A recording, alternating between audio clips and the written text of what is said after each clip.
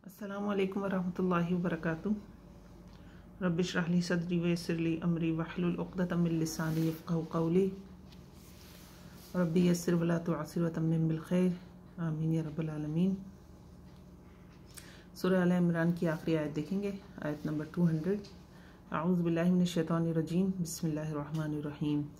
या अय्युहल्लज़ीना आमनुस्बिरू वस्साबिरू वराबितू वत्तक़ुल्लाह लअल्लकुम तुफ़्लिहून। बहुत ही खूबसूरत आयत है और पूरे सूरह आल इमरान की जो बकाया 199 आयत है उसका निचोड़ है इस आयत में। पूरी सूरत का खुलासा है बेसिकली इसमें।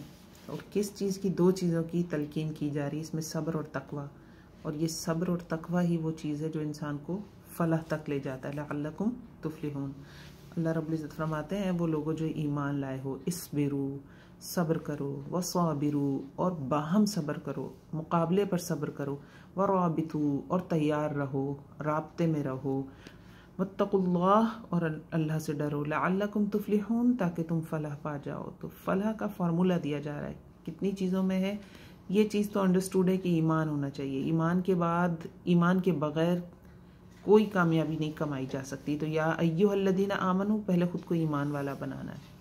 अब ईमान है, कलमे की छतरी के नीचे आ गए, तो अब करना क्या है, इस्बिरू सब्र करो। सब्र क्या होता है? सब्र असल में होता है नेगेटिव रिएक्शन से रुक जाना। किसी चीज़, कोई ऐसी चीज़ जो नफ्स पे बहुत गिरा गुजरती हो, बहुत भारी गुजरती हो, जो करी ना जाती हो, लेकिन वो फ़ायदे और भलाई वाली चीज़ हो, तो ऐसी चीज़ को कर गुजरना, या कोई ऐसी चीज़ जो हमें महसूस हुई, जो हमें नफ्स को बहुत ही बुरी लग रही है, जिससे हमारी अना पे कोई झटका पड़ा है, कोई ज़र्ब पड़ा है, तो उस पे नेगेटिव रिएक्शन से रुक जाना, ये सब्र होता है। अब यह है ना, किसी की बात बुरी लग गई तो फ़ौरन क्या करना है कि रिएक्ट करना है, क्या कहना है क्या नहीं कहना, या फिर रुक जाना है। यहाँ पे हमें पता चलेगा कि हम में सब्र है या नहीं है। और फिर दूसरी चीज़ जो मैंने बताई, दो चीज़ें बताई ना, और दूसरी चीज़ क्या कि बहुत ठंडा पानी है, वज़ू करने का दिल नहीं चाह रहा, लेकिन ये भी सब्र है कि हम जाकर फिर वज़ू करें, नमाज़ पढ़ें। शदीद नींद आ रही है, दिल नहीं चाह रहा नमाज़ पढ़ने का, किसी को ज़रूरत है हमारी, कोई हमारी मदद चाहता है, हम खुद थके हुए हैं लेकिन हम जाके उसकी मदद कर दें, ये सब भी सब्र है। सब्र है तो ये सारे काम होंगे, इसको कहते हैं सब्र। खुद को अल्लाह की अताअत पर बांधे रखना, ये भी सब्र होता है, इसके लिए भी सब्र की ज़रूरत है। नेकी के कामों पर खुद को बांधे रखना, ये भी सब्र है, ये भी सब्र होता है। तो तलकीन की जा रही है कि इस्बिरू सब्र करो। दूसरी चीज़ वस्साबिरू, और एक दूसरे के मुकाबले में सब्र करो, मुराद एक दूसरे से बढ़ चढ़ कर सब्र करो, ये भी इसमें माना है। दूसरे माने क्या है, एक दूसरे को सब्र की तलकीन करो। और एक और माना भी इसमें आज शामिल है, वो क्या है, दुश्मन के मुकाबले में साबुत कदम रहो। ये तीनों साबिरू में आते हैं। तो इस्बिरू व साबिरू यानी खुद अकेले अकेले भलाइयाँ नहीं कमानी है, दूसरों को भी इसमें शरीक करना है, दूसरों को भी सब्र की तलकीन करनी है। लेकिन पहले इस्बिरू है, पहले खुद सब्र करना है। ये ना हो कि खुद तो सब्र कर नहीं रहे, दूसरों को तलकीन करना है। तो सब्र भी करना है, दूसरों को भी इसकी तलकीन करनी है, और दुश्मन के खिलाफ जमे रहना है। सबसे बड़ा और अज़ली और अबदी दुश्मन हमारा कौन सा है? हमारा दुश्मन है शैतान, और वो हमें रोकता है अल्लाह की अताअत से, उन कामों से रोकता है जिनसे अल्लाह रब्बुल इज़्ज़त खुश होते हैं। तो उसके मुकाबले में सब्र करना, ये साबिरू में आता है।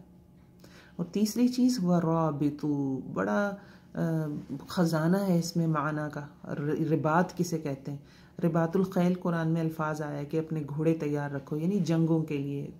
मुसलमानों को हुक्म दिया जा रहा है कि इस्लाम दुश्मनों के लिए, मुसलमान दुश्मनों के लिए जंगी तैयारी अपनी पूरी जमा के रखो, बांध के रखो। 23 मार्च पे परेड होती है, अपना असला दिखाया जाता है, अपने असले की नुमाइश की जाती है। क्यों की जाती है? दुश्मन पर धाक बिठाने के लिए। तो ये भी कुरान का ही एक तरह से हुक्म है कि वराबितू। अब रिबात में क्या क्या आता है? रिबात जंग और तबलीग की तैयारी में भी, तैयारी के हवाले से भी माना इसके लिए जाते हैं कि तैयारी में रहना है। रिबात अभी मैंने आपको समझाया ना, रिबातुल खैल, या अपने नफ्स को नेक कामों पर जमा के रखना, अपने नफ्स को नेक कामों के लिए तैयार रखना, ये तैयारी भी रिबात में आती है।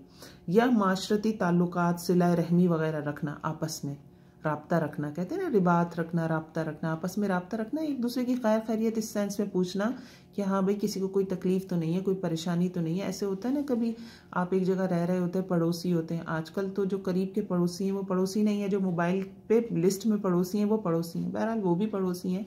تو جو واقعی لٹرلی حقیقتاً پڑوسی ہیں ان کی انفارمیشن نہیں ہوتی. آج کل کسی کے ساتھ کوئی مشکل ہوتی ہے, کوئی پریشانی ہو جاتی ہے, ہمیں نہیں پتہ چلتا کوئی خاتون ہے کس تکلیف سے گزر رہی ہیں. جب وہ تکلیف گزر جاتی ہے اور ان سے کبھی ملاقات ہوتی ہے تو وہ بتاتی ہیں کہ میں پچھلے دنوں بیمار تھی یا میرے ساتھ یہ ہو گیا.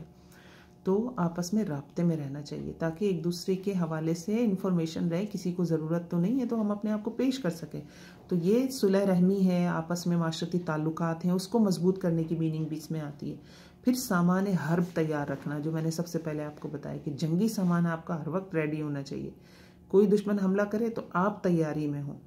اور پھر سرحدوں پر جو مورچے ہیں ان پر جمے بیٹھے رہنا, یہ بھی رباط میں آتا ہے, یہ بھی اس میں شامل ہے.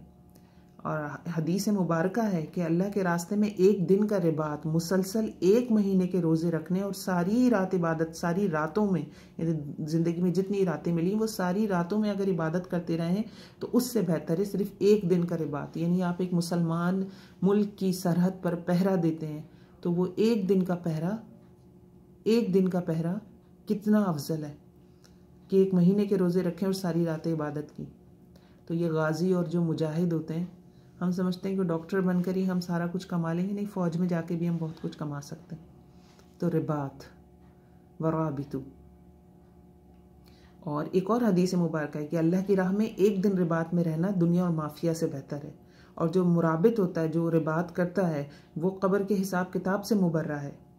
رباط کے اب ان کے حوالے سے ان کے علاوہ بھی اور معنی لیے گئے ہیں.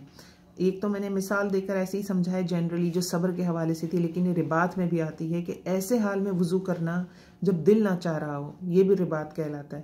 مسجدوں میں دور سے چل کر آنا, یہ بھی رباط کہلاتا ہے. ایک نماز کے بعد دوسری نماز کا انتظار کرنا, یہ بھی رباط کہلاتا ہے.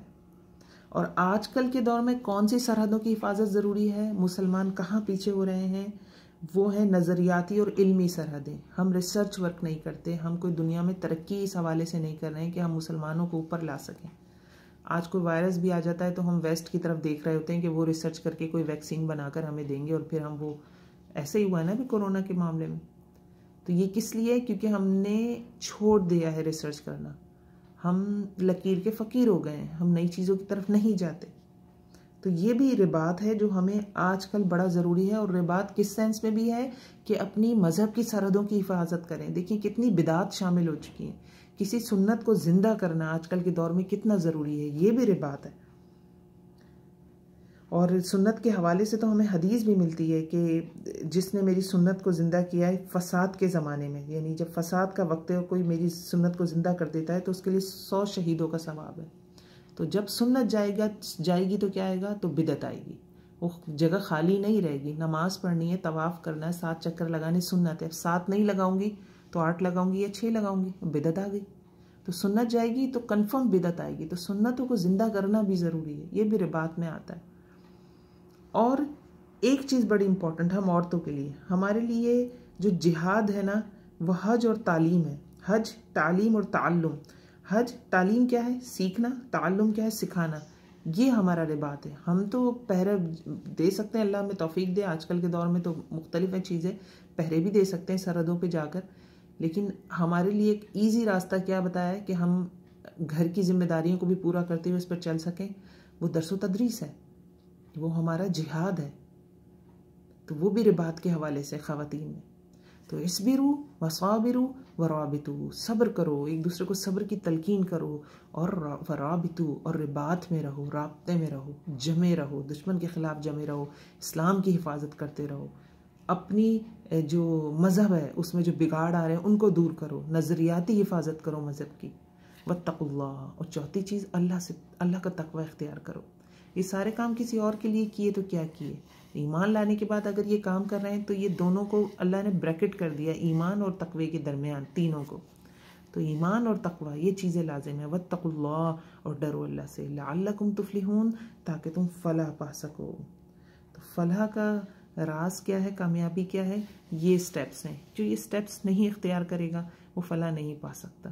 ایمان کے ساتھ کیا ہے, صبر ہے, اور رباط ہے, خود کو تیار رکھنا ہر آنے والی مشکل سے لڑنے کے لیے, اور اللہ کا تقوی اختیار کرنا, لعلکم تفلحون, تاکہ تم فلاح پا جاؤ. تو یہاں الحمدللہ ہماری سورہ آل عمران اختتام کو پہنچی. اللہ رب العزت کا شکر، بے انتہا شکر، الحمدللہ الذی بنعمتہ تتم الصالحات، کہ اس نے ہمیں اتنی توفیق دی جو ہم نے یہ آج اس کی تفسیر مکمل کی۔ شروع کی تھی اس کی تفسیر 2 3 آیات کی ویڈیو بناتے گئے، اور الحمدللہ آج یہ مکمل ہو گئی 200 آیات۔ الحمدللہ الحمدللہ ثم الحمدللہ۔ اللہ سے دعا ہے کہ اللہ ہماری ان کوششوں کو قبول فرمائے۔ بہت علم ہے، بہت علم ہے، بہت علم ہے، خزانہ علم کا۔ اللہ رب العزت ہمیں عمل کرنے والا بنائے، اللہ رب العزت ہمیں عمل کرنے والا بنائے، اللہ رب العزت ہمیں عمل کرنے والا بنائے۔ سبحانک اللہم و بحمدک، نشہد ان لا الہ الا انت، نستغفرک و نتوب الیک۔ السلام علیکم ورحمۃ اللہ وبرکاتہ۔ ربنا تقبل منا انک انت السمیع العلیم وتب علینا انک انت التواب الرحیم۔